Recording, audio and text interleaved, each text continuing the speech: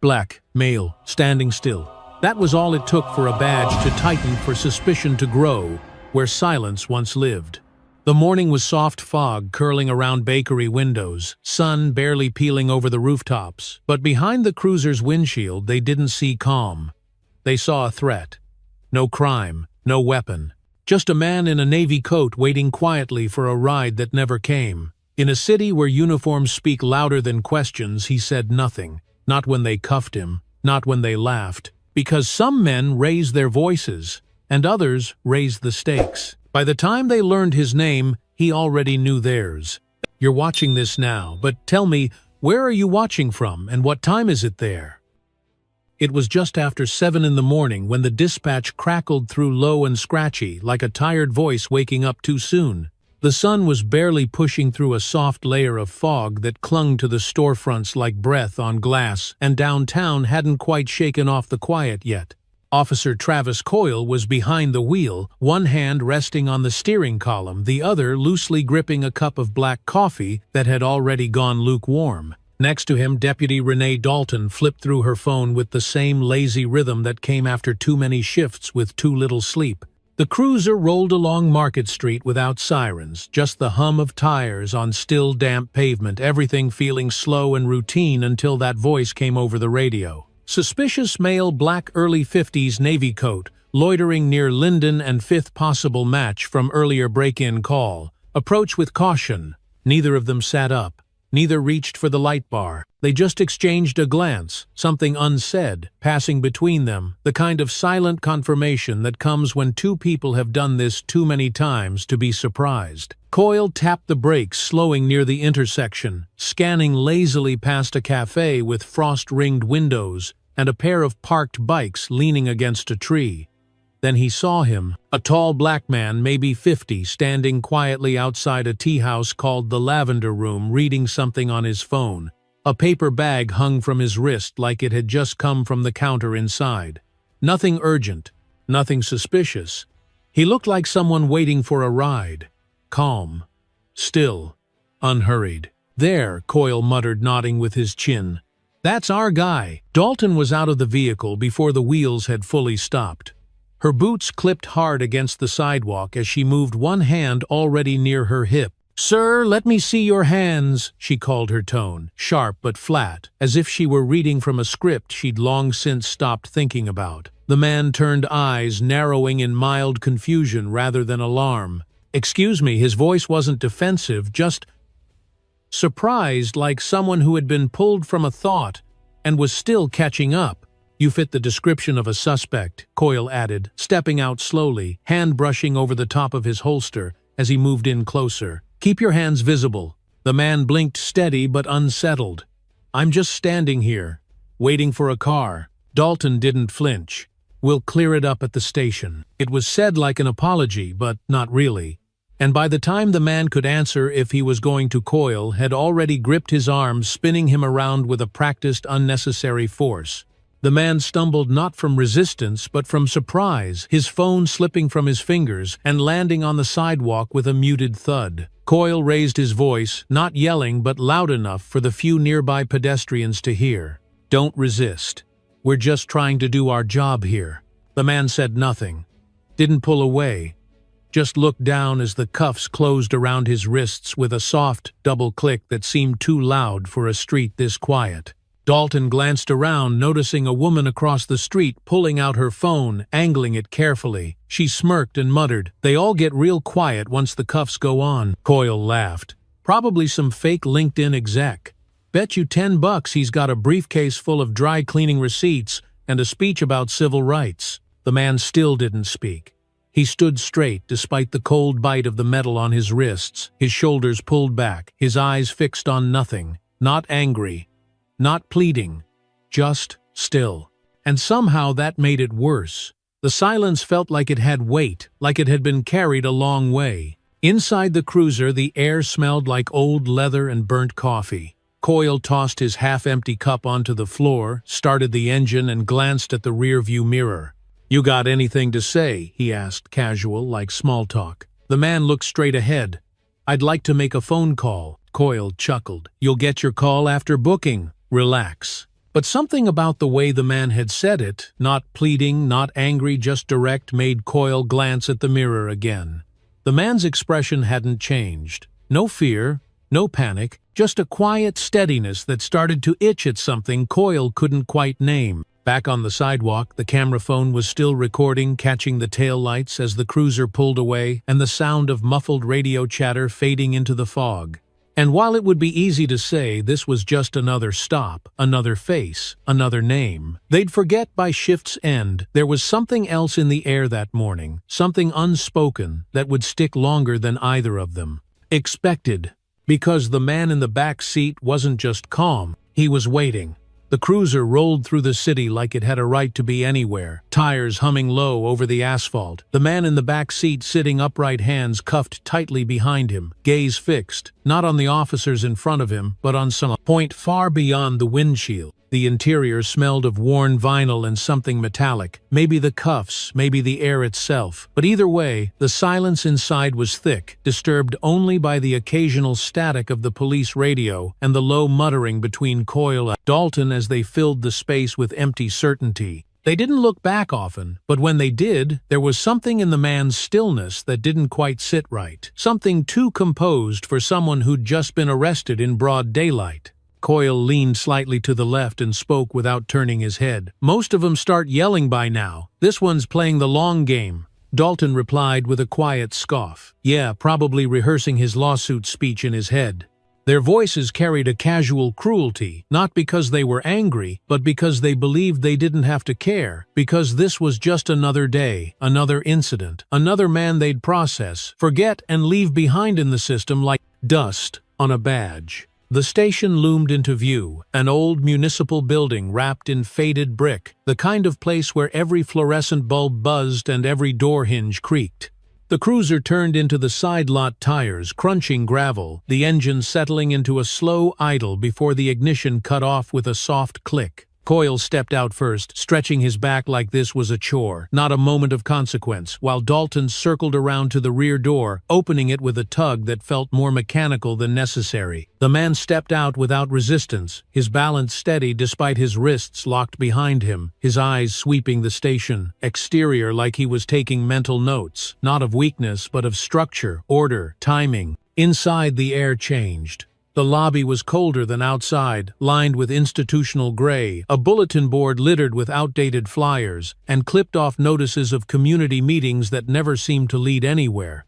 The man's boots clicked lightly on the tile floor, and for a moment no one spoke, not the officers, not the booking sergeant, not the two patrolmen finishing paperwork at the counter. Then finally the sergeant behind the desk, Rob Tesh, a man with tired eyes and too many years tucked beneath his duty belt, looked up and blinked twice when he saw who they were walking in. You sure about this one?" he asked, voice low and uncertain, glancing first at the man and then back at Coyle. Coyle waved him off with a half laugh. "Fits the call. Navy coat loitering. You know the drill," Dalton added. He didn't comply right away. "Figured we'd sort it here." The man said nothing.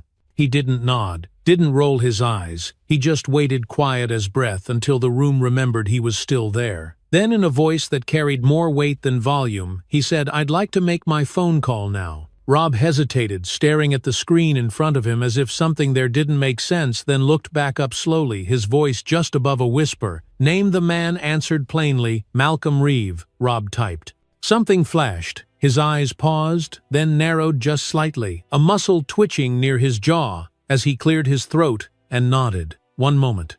Coyle chuckled under his breath. "Who you calling your lawyer?" "Buddy." Malcolm's eyes didn't flinch.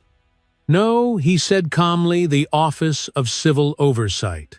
The room dipped a degree colder, as if the words had drawn the warmth out of the air. Coyle laughed louder this time, trying to shake off the feeling. "Sure, tell him Travis says hi." But Rob Tesh wasn't laughing. He was already stepping away from his desk, quietly moving toward a side office, with a phone in his hand, his posture stiffer than before. They led Malcolm down the hallway to the holding room, his footsteps, even his expression unchanged, the cuffs still biting slightly into his wrists, but not enough to mark him as beaten. He didn't sit right away. He stood at the edge of the bench, scanning the room like someone seeing how long the foundation might hold before it cracked. Then slowly he sat, not hunched, not stiff, but settled like a man who understood this moment wasn't the end of something, but the start. Coyle leaned against the vending machine in the hall, cracking open a soda, sipping it like this was all routine, like nothing had shifted. "You see the look on his face," he said, glancing toward Dalton. She took another sip of her coffee, half smiling. "They always act calm. Doesn't mean they're not guilty." But down the hall in that cold holding cell, Malcolm didn't act. He simply waited, not with vengeance, not with fear, just with time on his side and knowledge that none of them yet understood. Because sometimes silence isn't surrender, it's strategy. The holding cell was colder than it had any right to be. Not the kind of bitter cold that cuts through your jacket, but the slow, creeping kind that settles into your bones like damp regret. The metal bench pressed against Malcolm's back as he leaned just slightly, his hands still cuffed but no longer straining his eyes, scanning the empty corners of the room with a patience that looked out of place for someone in a concrete cage. The walls were scuffed, painted over too many times, each layer trying and failing to cover whatever stories had been etched in by those who sat here before. From down the hall, the faint hum of a vending machine mingled with the echo of boots, and the occasional voice rising and falling through the thin air, none of them directed at him. He could hear the rhythm of the building keys, jangling doors, clicking, the muted clatter of paperwork being filed by hands that had forgotten what most of it meant. Malcolm sat still in the middle of it all, not counting minutes, but marking moments, the way you do when you know something is about to shift. He wasn't watching the clock because he didn't need to. What he needed had already been set in motion. When the call was finally granted, they led him down a narrow corridor with peeling paint and a slight flicker in the fluorescent light, above the kind of flicker you stop noticing after a while. Unless you're seeing everything for the first time or seeing it for the last. The phone sat in a small alcove between two locked doors, bolted to the wall like an afterthought, and the cord hung like a loose thread holding the whole system together. The officer who escorted him stood back, arms crossed, eyes barely interested, as if daring Malcolm to use his one call on something that wouldn't matter. But Malcolm didn't hesitate. He didn't ask for a phone book or scroll through contacts. He picked up the receiver, dialed a number from memory, and waited as the line rang only once before a voice answered on the other end. "This is Reeve," he said quietly, the sound of his voice steady and clipped, like the message was already prepared before the call began. "Station holding. Civil integrity violation. I need oversight on site by this afternoon." There was a pause, a brief exchange, then he hung up without another word, replacing the phone with a deliberate calm that said more than any outburst ever could. The officer frowned slightly, watching him as if trying to place where he had seen that kind of composure before. Malcolm simply turned, nodded once, and walked back toward the cell without needing to be told. His steps were measured, the kind of steps that echo, not because of the hallway, but because of the silence following them. Elsewhere in the station, Rob Tesh was still at his desk, his monitor now casting a pale glow against his face as he stared at something only he could see. He leaned forward, eyes narrowing, then opened a drawer, pulling out a laminated contact sheet, not meant for public eyes. He hesitated just for a second, then picked up the receiver and pressed a number labeled Internal Inquiry Confidential. His voice dropped low as he said, "We've got a situation here. Might want to run this name." Then after a pause, he added, "No, I'm not kidding. I think we just detained someone we shouldn't have." In the hallway, Coyle leaned with one shoulder against the vending machine, his eyes on the news running silently on the wall-mounted television above. Dalton stood a few feet away, scrolling her phone, only half listening to the buzz around her. They hadn't thought much of the man's phone call. Maybe a bluff, maybe an act. But they both noticed, though neither said it out loud, how the atmosphere in the station had shifted ever so slightly. The glances were longer, the conversations quieter, and for the first time in a while someone had walked through that door who didn't act like he'd been caught. Coyle popped the tab on a can of soda, the hiss of carbonation cutting through the stillness, and said mostly to himself, "Guy's not even rattled. You'd think he knew something." Dalton didn't look up.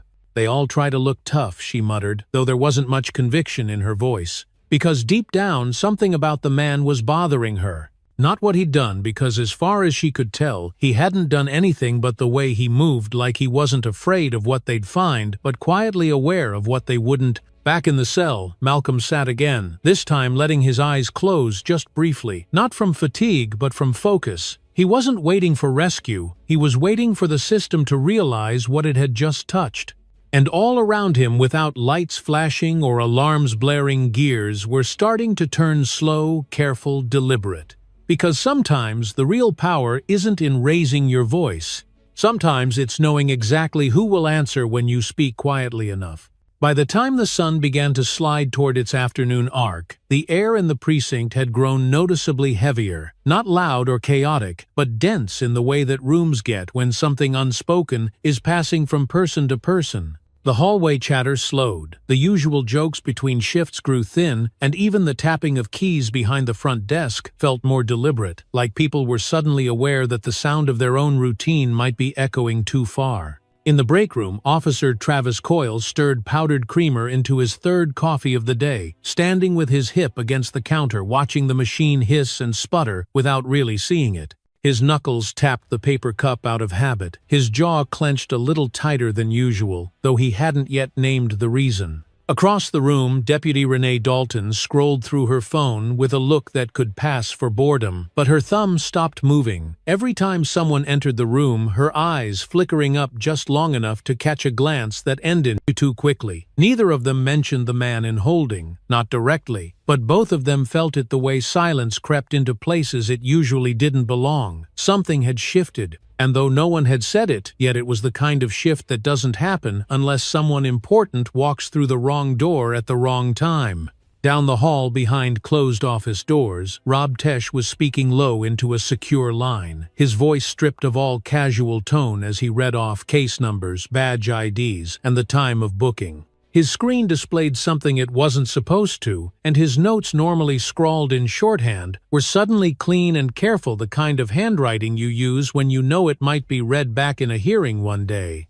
Every few minutes he paused, glanced at the door, and lowered his voice further, his eyes darting to the laminated chain of command list on the wall behind his desk. Meanwhile, Malcolm sat quietly in the cell, his posture unchanged, but his mind working in measured turns, not rushing, not worrying, simply tracking. He had learned long ago that panic doesn't change outcomes, but precision does, and the key to every system, especially the ones built to avoid blame, was knowing where the seams were hidden. He didn't need to pace the room or stare through the bars to feel the current building.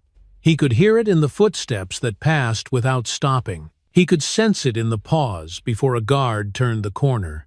He could see it in the way no one met his eyes anymore. At 2:47 p.m., he was released without ceremony. No apology, no explanation, just a brief signature, a generic belongings bag, and the words "you're free to go" offered with the same flat inflection as a receipt at the grocery store. The officer who opened the door didn't say much, and Malcolm didn't ask. He stepped into the corridor with calm steps, and the same quiet presence he had walked in with. Only now, there was a subtle shift in posture, slightly taller, slightly heavier, not with burden, but with clarity. Two plainclothes officials waited at the end of the hallway, both holding folders, neither wearing smiles. One gave a polite nod. "Mr. Reeve, your transport is waiting." Coyle looked up from his desk, just in time to catch a glimpse of Malcolm walking past the window, flanked by the two state officers, like an executive, leaving a closed-door briefing. He froze his coffee halfway to his mouth, the heat no longer registering against his fingers. "That's not possible," he muttered, half to himself, half to no one. Dalton turned in her seat, following his gaze. "What the hell is going on?" she asked, her voice flat but tight at the edges. No one in the room answered, but Tesh, still at his computer, typed something into a system they couldn't access, then quietly locked the screen. That evening, Coyle sat at dinner with his brother, picking at his food while replaying the day over cheap beer and quieter than usual conversation. He blamed bureaucracy. Guy must have known someone. "Probably City Hall nonsense," he said, trying to sound dismissive, but his jaw clenched too much between sentences. His brother listened but didn't add much, sensing that the situation wasn't as clean as Coyle made it sound. Dalton sat on her porch that night, a bottle of beer in one hand and a slow-burning cigarette in the other, the smoke curling around her like fog that didn't want to leave. She told her girlfriend it was nothing, that the man had probably been released because of some procedural error. "They'll still flag him later," she said. "Nobody walks away that smooth without hiding something." But even as the words left her mouth, she didn't quite believe them. There was something too precise about the man, too careful, not defensive, just aware. Within 72 hours, the whispers started. A mention of Malcolm's name in the morning briefing led to a sharp glance between two sergeants who didn't usually agree on anything. Someone said he used to work in internal affairs out west, another swore he'd seen his name on an oversight council bulletin last year. Even Captain Tolland was different, shorter in his sentences, more measured in his tone, like someone suddenly aware that every word might be replayed someday. Coyle noticed the shift but said nothing. Dalton brushed it off with a shrug and a muttered, "We followed the call. It's all on the body cam." But Coyle's confidence had a crack in it now, hairline thin but widening slowly. He hadn't liked the way Malcolm looked back, not with anger, not with accusation, but with the quiet calm of a man who already knew how this would unfold. Because some people walk away like they're free, and others walk away like they're coming back. The courthouse stood plain against the gray sky, not imposing or elegant, just a stack of concrete and tinted windows that had seen too many stories pass through without ever truly changing. Officer Travis Coyle and Deputy Renee Dalton approached its wide glass doors side by side, both dressed in crisp blues with polished shoes and tightened belts, their badges catching faint reflections in the morning light. They walked like they had a purpose, shoulders squared and jaws set, but there was no ease in their movement today, just the rigid choreography of people trying to convince themselves that routine still offered control. The inside of the building smelled faintly of old paper and floor wax, the kind of scent that clung to memory like static, while their boots echoed off the polished tile floors with each heavy step. They passed through security without a word, the bailiff barely glancing up as he waved them forward toward courtroom 2C, where they had been told to report for a routine testimony regarding a vehicle theft stop. "Should be quick," Coyle muttered, adjusting his belt as they neared the hallway. "Guy probably won't even show." Dalton nodded, but her fingers tapped lightly against her thigh as they walked, a rhythm just barely out of sync with her steps. Something felt off, and neither of them could quite name it, but the silence around them felt less like calm and more like a held breath. As they turned the corner, a uniformed officer approached with a clipboard and a neutral expression. "You two here for the Marston case?" he asked, eyes glancing down before they could respond. "That's courtroom 2C. "Yeah," Halcroft and Dalton. Coyle confirmed, his voice steady but clipped. "This, the guy who loitered on 5th, the officer paused, then gave a small nod, though his eyes didn't match the gesture. "Just head in. You'll see." When the courtroom doors opened, it was like stepping into a different kind of air, denser, expectant, not loud, but not still either. There were more people than usual, more suits, more notepads, and at least 2 cameras tucked in corners with blinking red lights that suggested someone had decided this hearing was worth remembering. Coyle's eyes moved across the room, quickly scanning for the defendant's table, expecting to see the man they had detained sitting with a court-appointed lawyer, maybe shuffling papers or whispering some flimsy defense. But what he saw instead made his steps falter just enough to notice. At the front of the room, beside the judge's bench, sat Malcolm Reeve, not in cuffs, not in civilian clothes, but in a tailored dark suit with a simple silver pin at his collar, flipping through a thick binder with quiet ease. His posture was unbothered, his attention focused, and the nameplate in front of him read, "Special Counsel for Civil Accountability, State Division."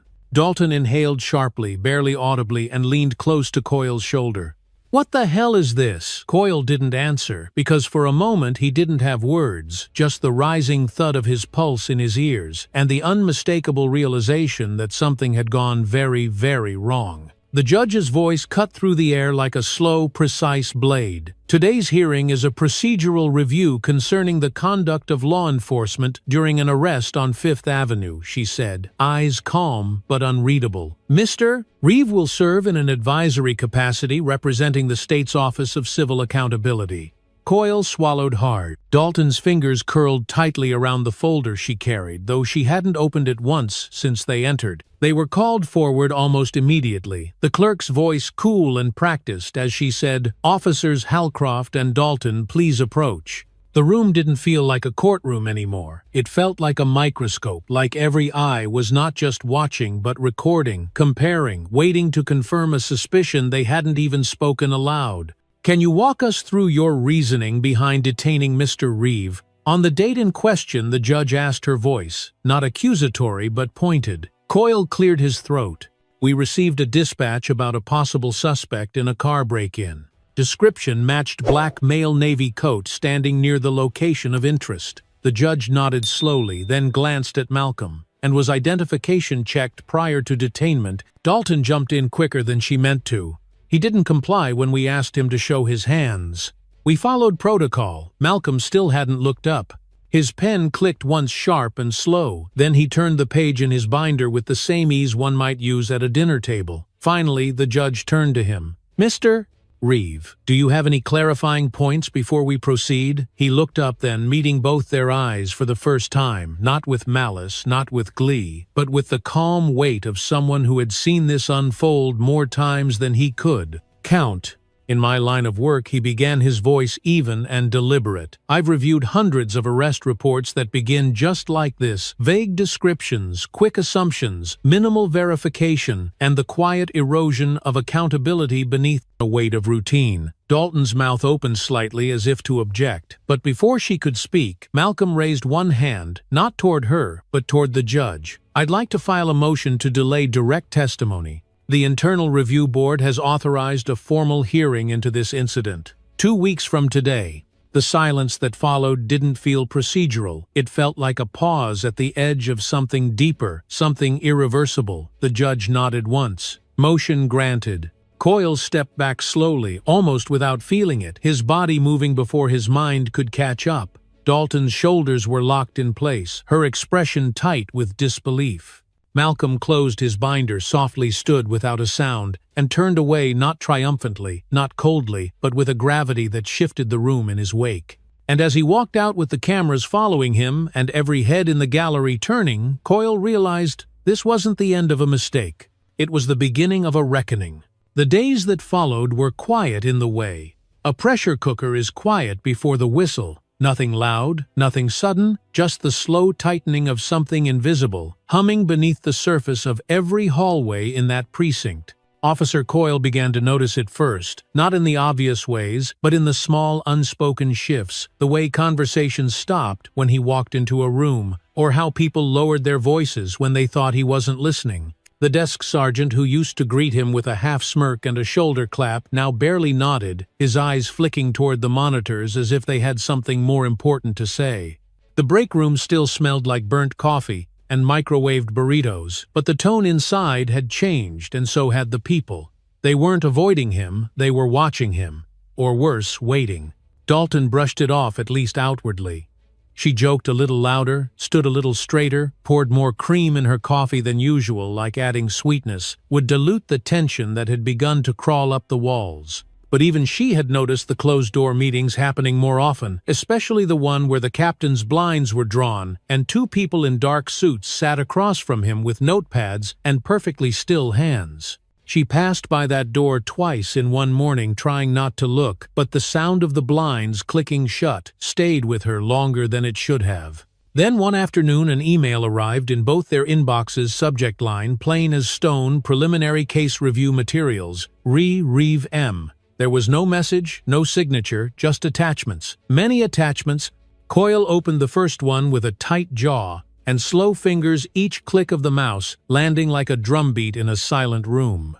Inside the folder was a report from 3 years ago, one he barely remembered, involving a man named Julian York who had been stopped for a broken taillight. The report claimed non-compliance, delayed ID, suspicious behavior, but attached to the report was a statement from York dated weeks later alleging he was slammed against the hood of his car after asking for a supervisor. He'd filed a complaint, but the final notation simply read, "Resolved insufficient evidence." Coyle closed the file, slowly breathing through his nose, the corners of his eyes twitching with something that wasn't quite surprise, but wasn't comfort either. Dalton texted him from across the building. "They're going to make this look like a pattern," he replied without hesitation. "It is a pattern." There was no answer after that, just 3 dots that never turned into words. The next day brought another file, and then another, each one detailing a stop, a name, a moment that had been routine at the time, but now felt magnified, like someone had turned the lens all the way in.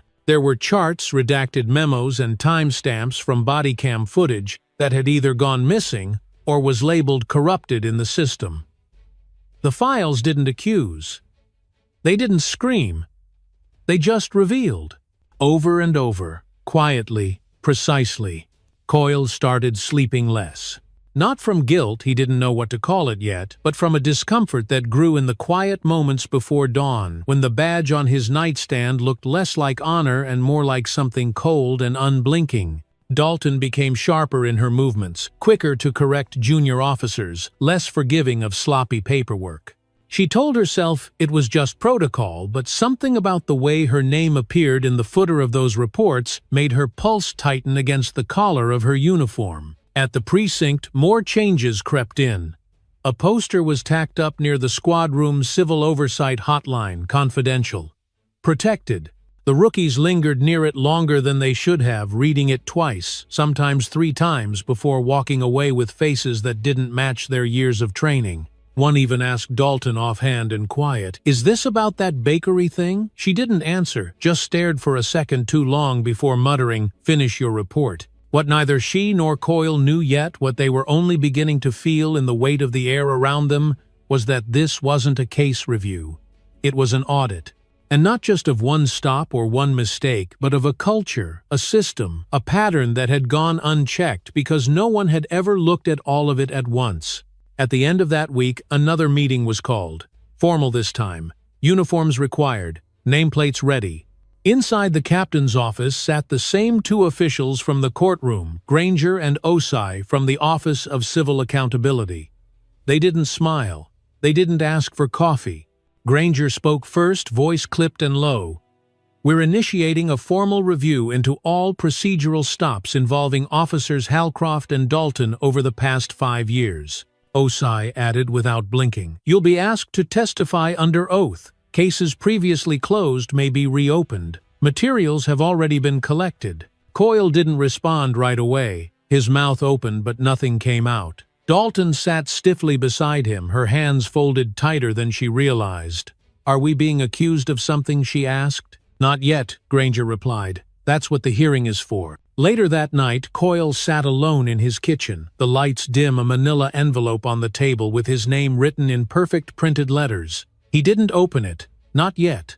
He just stared at it, knowing that inside were documents he'd signed, reports he'd filed, moments he thought had passed like any other day. But now those moments were coming back one by one, and this time someone was keeping count. And not just someone watching. Someone with the authority to make it stick. The room where the review took place was nothing like a courtroom. No wooden benches, no elevated platforms, no flags on the wall, just a plain, rectangular space in a municipal building off a service road with gray acoustic tiles above and an industrial hum that never quite went away. The walls were painted a neutral beige, the kind that promised nothing and remembered even less, but on that day the air inside felt heavier than concrete. Around the long table sat city officials, ethics board members, 2 representatives from the state attorney's office, and a few quiet observers who didn't introduce themselves. There were no uniforms, no badges in sight, just folders, laptops, and the kind of silence that stretches like wire between people who know they're about to witness something that matters. At the head of the table sat Malcolm Reeve, not posturing, not grandstanding, just composed in a way that suggested readiness without aggression. He wore the same suit he had worn in court, though today he hadn't brought a binder, just a slim folder in front of him and a pen that clicked once softly before the proceedings began. On his right sat Miss Osai from the Office of Civil Accountability, her expression unreadable, her hands folded tightly, not out of anxiety but control. Across from them, Coyle and Dalton sat side by side, their backs straight, but their eyes tired, both in full uniform, though neither looked like they wore it the same way they used to. The meeting began without preamble. Osai read the charge parameters, in a voice that didn't rise or dip a formal review. Under Article 14, focused on allegations of abuse of discretionary authority and misuse of procedural stops. Then she turned to Malcolm and said quietly, "Special Counsel Reeve, the floor is yours." He didn't clear his throat. He didn't raise his voice. He just began. "This won't be about accusations," he said calmly. "This will be about patterns." He placed a document on the table and slid it forward. Case 1, Julian York, pulled over for a broken taillight, detained for 47 minutes, no charges filed. Complaint submitted. Body cam listed as unavailable. Dalton shifted in her chair. "That was 3 years ago," she said, more to the table than to anyone else. Malcolm didn't look up. Case 2, Alan Rivers, stopped on foot near Maple, and Jackson matched description of robbery suspect. Report phrasing identical to Case 1. No verification of identity.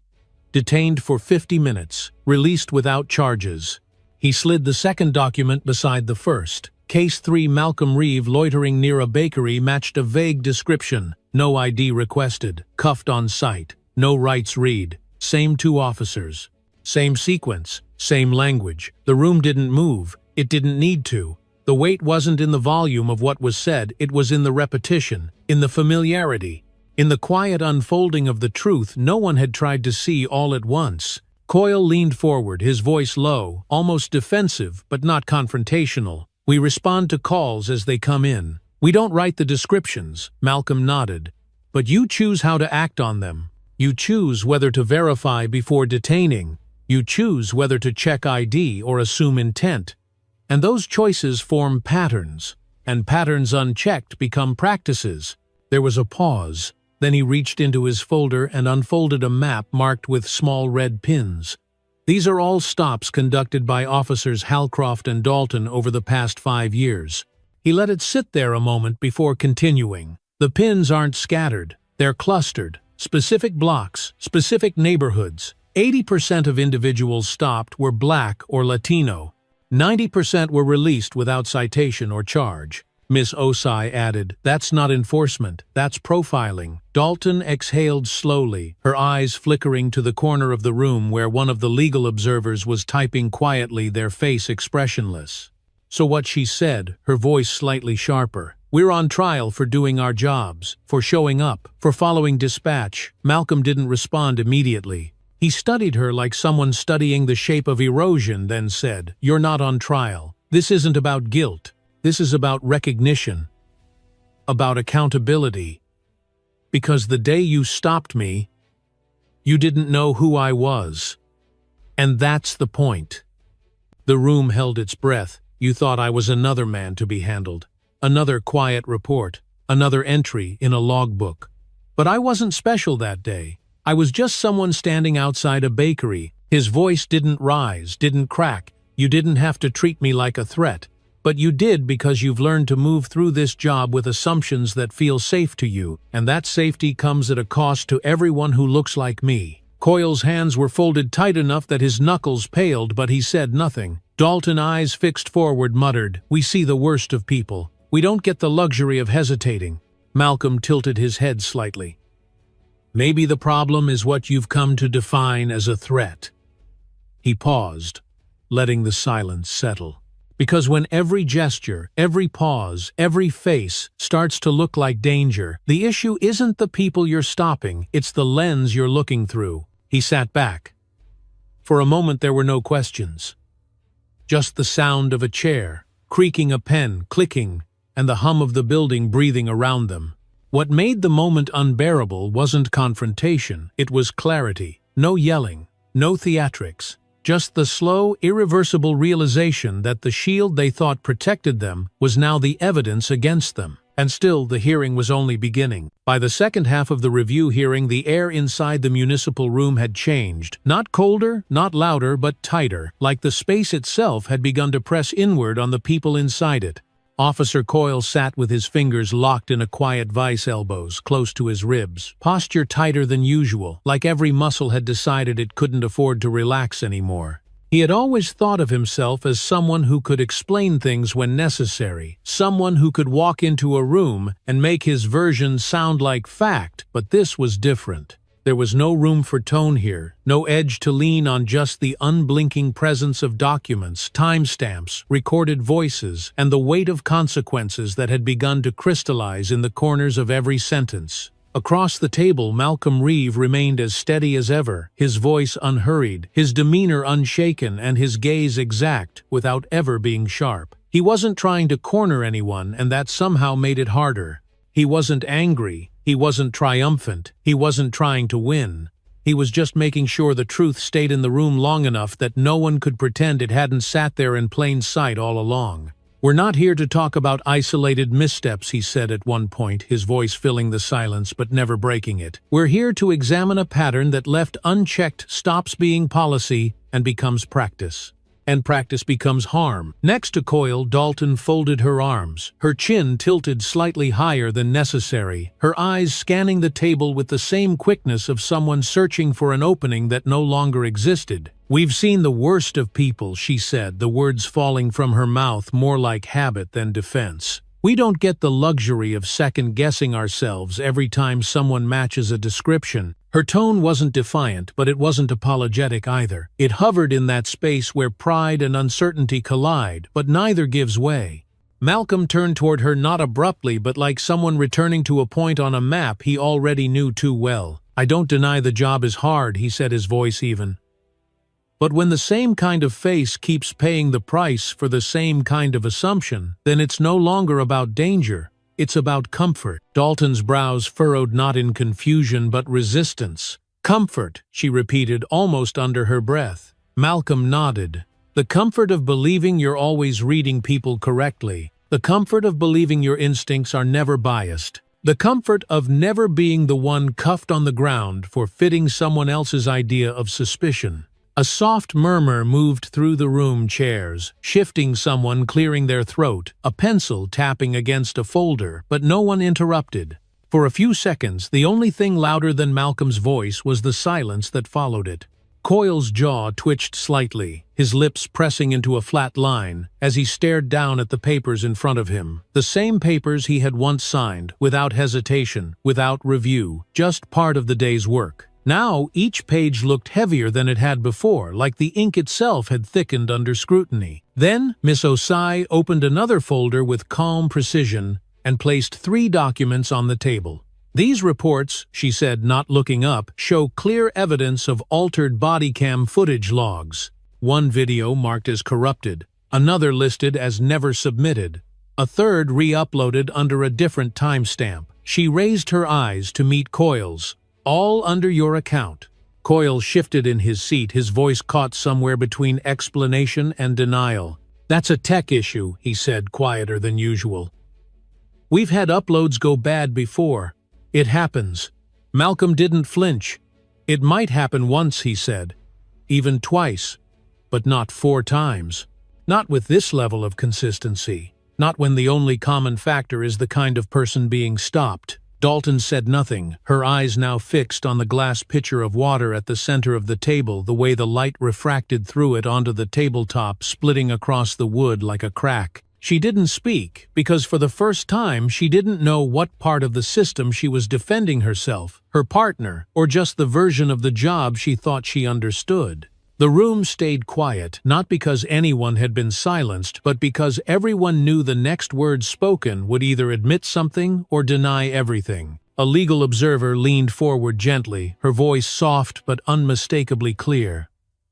"Do either of you acknowledge that your conduct, regardless of intent, may have caused harm to the individuals involved?" Coyle didn't answer. He just blinked slowly and looked down again. Dalton glanced at her lap, then at the room, then finally at the observer. "We've always done what we were taught," she said, and the words hung there like a breath that no one knew how to exhale. Malcolm lowered his gaze for a moment, then spoke so quietly it made the room lean in to hear him. "Then maybe it's time we start teaching something else.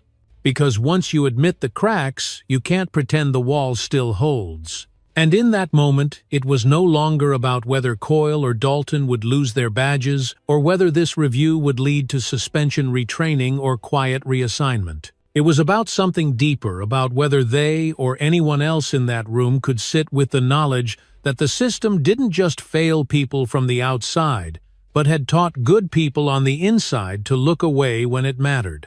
That the harm didn't come from malice, but from repetition. And that the most dangerous thing in a uniform isn't anger or prejudice, it's the belief that you're always right. By the morning of the second day, the hearing room didn't feel like a neutral space anymore. It felt like a place where something irreversible had already begun, and everyone inside knew they were no longer just observing. They were participating in a moment they couldn't walk backward from. The fluorescent lights hummed above, casting a sterile white over the table, but nothing could sterilize the tension that lived in every breath, every shift of weight in a chair, every glance exchanged across the table. Officer Coyle walked in looking like a different version of himself, still in uniform, still straight-backed, but somehow aged overnight, like whatever insulation had once protected him from consequence had thinned out thread by thread.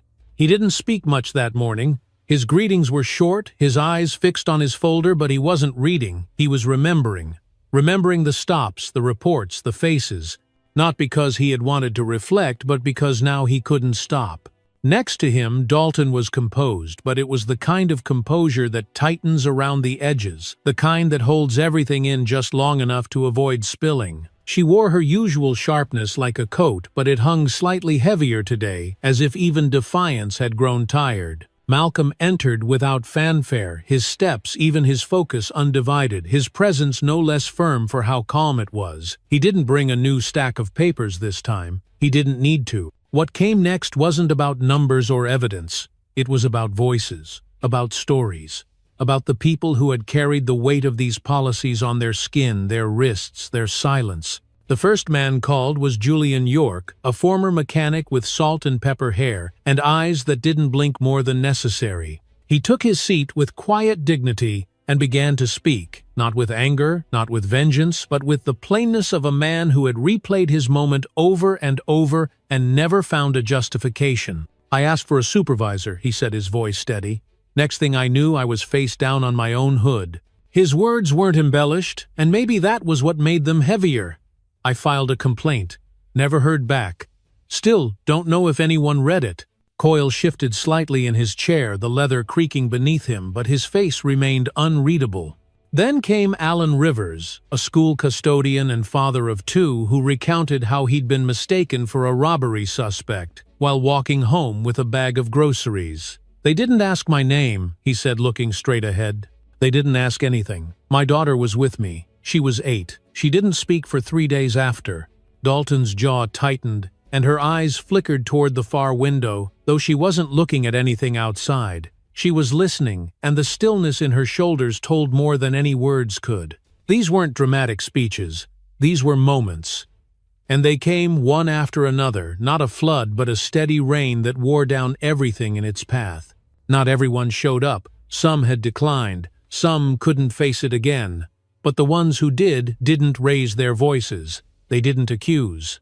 They described, and that more than anything made it hard to look away. One man spoke about how he'd been pulled over 3 times in the same month for a broken license plate light that wasn't broken. Another woman, detained on suspicion of trespassing outside her own apartment building, said she was told to prove she lived there while her keys were still in her hand. Malcolm didn't interrupt them. He didn't nod or prompt. He just listened with a focus that gave every word its weight. When they finished, he would thank them not performatively, but with the kind of gravity that says, "I heard you and so did everyone else." After the last testimony, a pause settled over the room, like everyone needed a second to gather their breath, to look at their own hands, and wonder what they'd ever carried that might have gone unnoticed. Dalton finally spoke, her voice quieter than before, less sharp, more uncertain. "We've seen the worst of people," she said again, but this time it didn't land like a defense. It landed like a question. Malcolm looked at her not with judgment but with a kind of quiet examination, like a builder finding the fault line beneath a wall. "Maybe the problem is what you've learned to see as the worst," he said. His tone was still soft, still calm, but now layered with a kind of sorrow that hadn't shown itself until now. "Because when the worst becomes a face, you recognize but don't question. You stop seeing people. You see profiles, you see patterns, you believe in more than facts." Coyle swallowed hard. His voice cracked slightly as he said, "You don't know what it's like. People lie, they run, they come at you. It changes how you move." Malcolm nodded slowly. "I do know," he said. "I've walked the same streets. I've seen the same fears. But the difference is, when it happened to me, no one asked if I was the problem. They assumed I was." The silence returned, not heavy this time but reflective, like the kind that follows the first honest moment in a long time. Miss Osai opened another file, her expression unchanged but her voice firm. "We're entering this into record. Statements will be made available to both council and department review teams. These testimonies are not isolated. They align with documented patterns." Her words were procedural, but the pause she left afterward wasn't. It was space for understanding, for discomfort, for truth. The session adjourned for the day shortly after. As people stood, collected their belongings and filed out, no one spoke loudly. Even footsteps seemed measured. Malcolm lingered by the door for a moment, watching Coyle and Dalton as they gathered their folders. He didn't say anything. He didn't need to, because by then they knew. This wasn't just about their actions. It was about every silence they had let pass, every look they'd ignored, every story they never thought would be told again, but now had been. In their presence. On the record. For good. The final day of the hearing didn't begin with drama. No raised voices, no media swarm, no grand entrances. Just the quiet rustle of folders opening and the slow shuffle of chairs against linoleum as people settled into their seats with the weight of knowing that something definitive was about to be said. The municipal conference room was lit the same way it had been all week, flat and functional, but the atmosphere had changed in a way no fluorescent bulb could capture. There was stillness in the air, not from exhaustion but from anticipation, like the moment before a verdict is read or a door finally opens after years of knocking. Officer Coyle sat in the same chair he had occupied for days, but his posture had changed, less rigid, more internal, like someone holding on not to pride but to a kind of quiet resolve that didn't come easily to men like him. His uniform was pressed, his boots shined, but his hands remained in his lap, fingers loosely threaded as if tightening them might make him look defensive. Next to him, Dalton kept her shoulders high and her jaw set, but her eyes betrayed a flicker of fatigue that no badge could hide. They didn't speak to each other that morning, not because there was tension between them, but because there wasn't much left to say. The silence between them was no longer avoidance, it was recognition. Malcolm entered the room last walking with the same unhurried grace he had carried since the beginning, but there was something more grounded in his step. Now something heavier that suggested this wasn't just another stop on a checklist. He held a single folder in his left-hand edges, slightly worn from use, and when he took his seat at the head of the table, he didn't open it right away. He simply looked around, not to assert dominance, but to acknowledge presence, to show that he saw every face in that room, and more importantly, that he expected them to see him too. When he did speak, his voice was low, steady, and softer than anyone expected. "I've said what I needed to say," he began, each word measured like a step taken carefully in the dark. "You've heard the reports, the testimonies, the language, the footage. You've seen how the same phrases repeat, same methods, same gaps in documentation, same faces being stopped and quietly released." He looked toward Coyle then, Dalton, not accusing but steady. "This isn't about one mistake. It's about the repetition of moments that were never supposed to add up, but now do." He opened the folder with quiet fingers and slid a summary report across the table. "I don't believe either of you came into this job with bad intentions," he continued, and for a moment Dalton's expression shifted just slightly, just enough to reveal something underneath the armor. "But somewhere along the way you stopped checking yourselves. You stopped asking why your instincts pointed in the same direction over and over again. You stopped seeing people and started seeing profiles." Coyle blinked once, his lips pressing together, not in protest but in reflection. He didn't look angry. He didn't even look embarrassed. He just looked tired. Tired in the way people do when the world they thought they understood starts to shift under their feet. Dalton leaned forward slightly like she wanted to interrupt, but didn't. She just held her breath as Malcolm continued. "I'm not here to ruin anyone's life," he said, and it didn't sound like a defense. It sounded like truth. That's not justice. Justice is being seen. It's making sure the system can't hide behind its own paperwork anymore. It's making sure that someone like Julian York doesn't have to explain to his son why he was treated like a suspect for asking a question. He paused, letting the words hang in the room just long enough to make space for what came next. "My recommendation," he said, voice clear now, "is that Officers Halcroft and Dalton be removed from field duty indefinitely, pending full retraining, psychological review, and an internal department audit of all stops conducted within the last 5 years. He looked toward the City Oversight Board. "I also request that the flagged cases uncovered during this review be formally reopened, not to punish, but to correct." Dalton's lips parted, but no sound came. Coyle didn't move. For the first time in the entire hearing, both sat still, not because they were waiting, but because they already knew. This wasn't a surprise. This was the inevitable shape of everything they'd heard. And for the first time, neither of them reached for an excuse. The board went into closed session, a process that took 35 minutes, though. For those waiting, it passed like a slow, unblinking hour. When they returned, their spokesperson read the findings with the steady cadence of a formal decision. "Officer Travis Halcroft," she said, "you are hereby suspended from active duty, your badge revoked pending reassessment with mandatory participation in oversight proceedings. Deputy Renee Dalton, same." The words were clean. The meaning was not. No one protested. No chairs were slammed. No outrage filled the room. Coyle nodded once, almost imperceptibly. Dalton looked forward and kept her eyes locked on a spot on the wall that didn't blink. Malcolm didn't smirk. He didn't smile. He simply closed his folder, gathered his pen, and stood. As he passed the two officers, he paused briefly, not long enough to create a scene, but just enough for one more moment of truth. Coyle looked up at him. His voice, dry and low, barely rose above a whisper. "I didn't think it would end like this." Malcolm met his eyes for just a second, then replied, "It didn't have to. But that was never up to me." Then he turned and walked out of the room, not like someone who had won, but like someone who had delivered something that had waited far too long to be heard. Behind him, the room exhaled, quietly, slowly, like something had finally been released. The days that followed, the decision passed, without fanfare. No headlines, no press conferences, no protests outside the precinct. Just the quiet, slow unraveling of routines that no longer fit the people who lived them. Officer Coyle packed up his locker alone on a Wednesday afternoon. The hallway outside dim from a burned-out ceiling light. No one had bothered to replace the kind of detail that wouldn't have mattered to him before, but now lingered. Longer in his mind than it should have.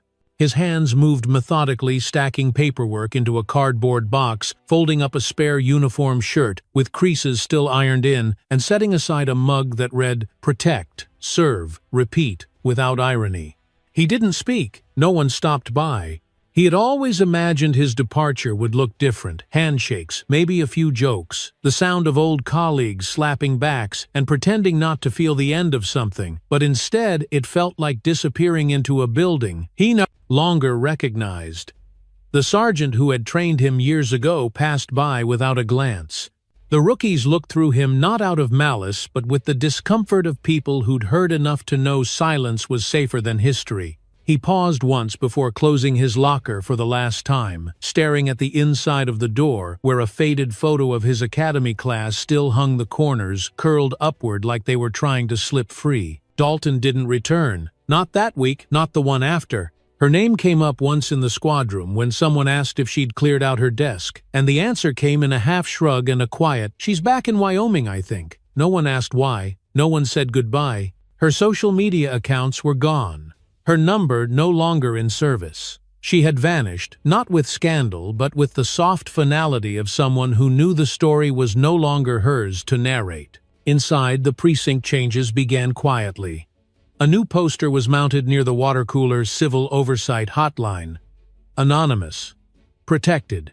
At first it was ignored, then observed and finally acknowledged in glances and low conversations by officers who hadn't yet decided if it was a threat or an invitation. Training schedules were adjusted. Shift briefings included new segments on procedural review. A handful of officers rolled their eyes, a few nodded. And one rookie stayed late to ask if the video examples shown were real. "Yeah," the sergeant replied. "They're real.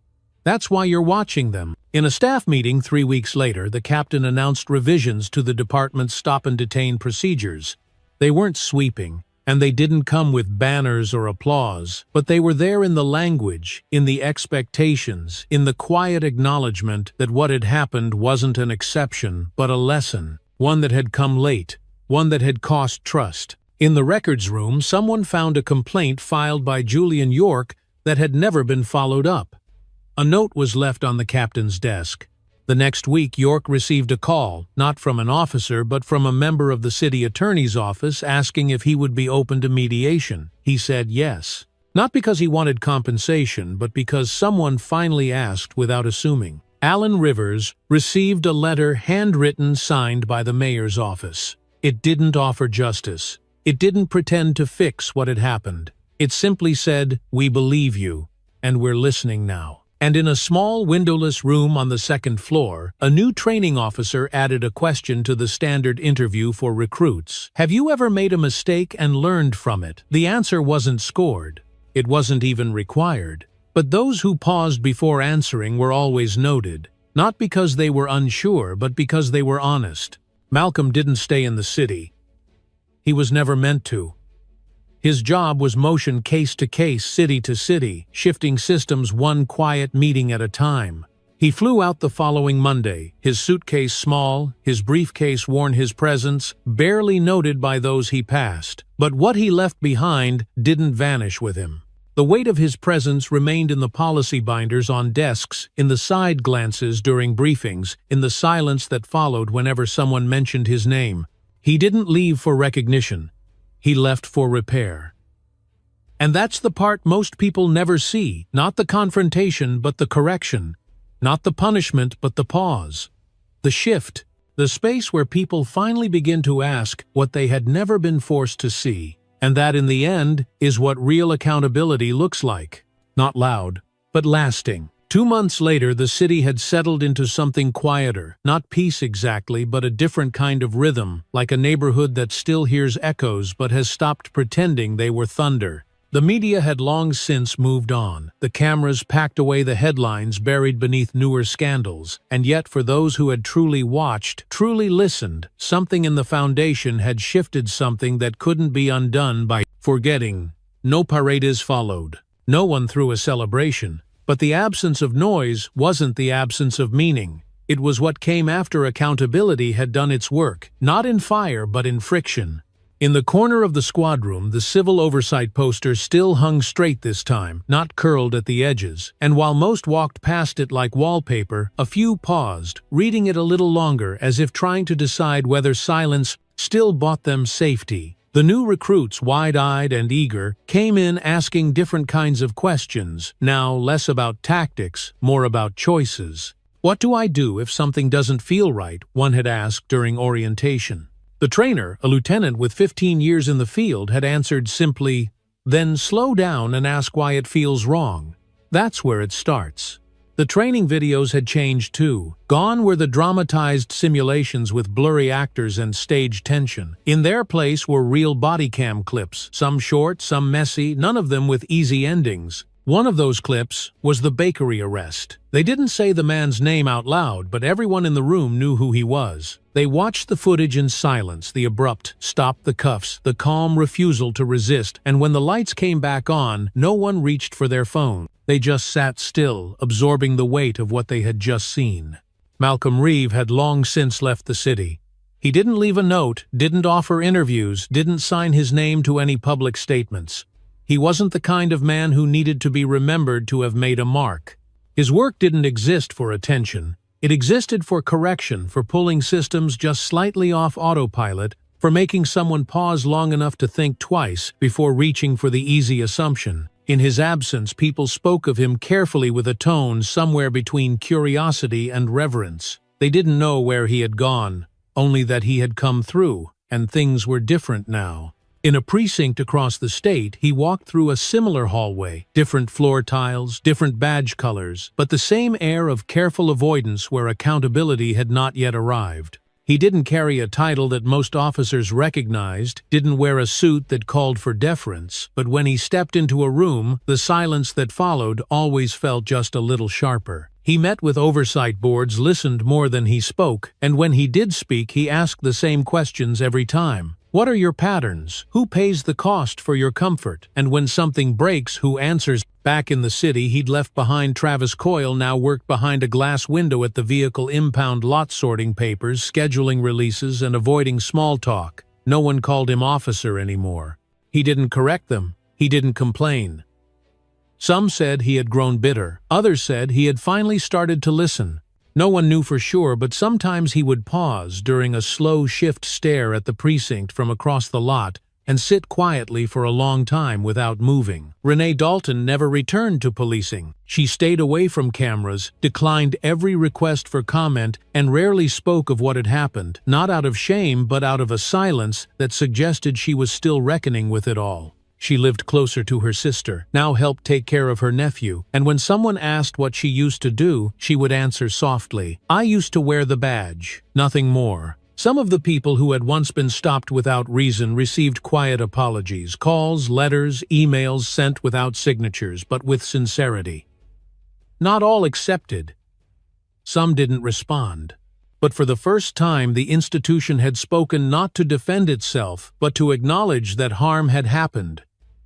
And that mattered, even if it came late, because that's how change happens, not in a single moment, but in what comes after, in policy rewrites, in slowed hands, in the space between impulse and action, and sometimes in the smallest thing of all, someone in uniform asking a question before making a decision. What Malcolm had offered wasn't justice in the cinematic sense. He hadn't come to punish, humiliate, or destroy. What he brought was a mirror.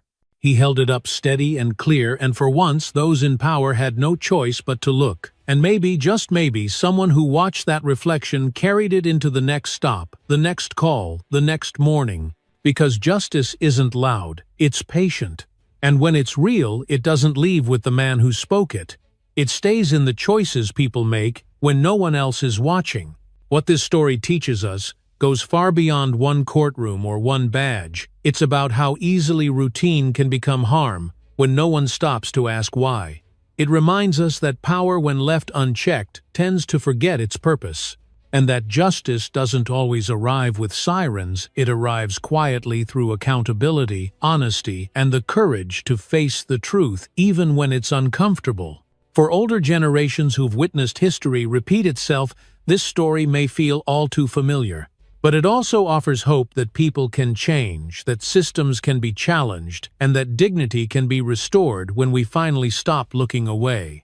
In life, we all have a choice to defend the way things have always been, or to help shape what they should become. You don't need to wear a badge or work in a courtroom to make that choice. Sometimes it's in how we listen. Sometimes it's in how we speak up.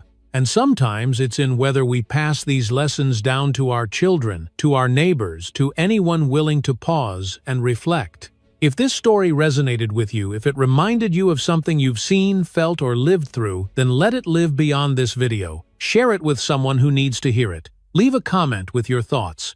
And if you believe stories like this matter, we invite you to like this video, subscribe to the channel, and help keep these conversations alive. Because change starts with awareness, and awareness starts with listening.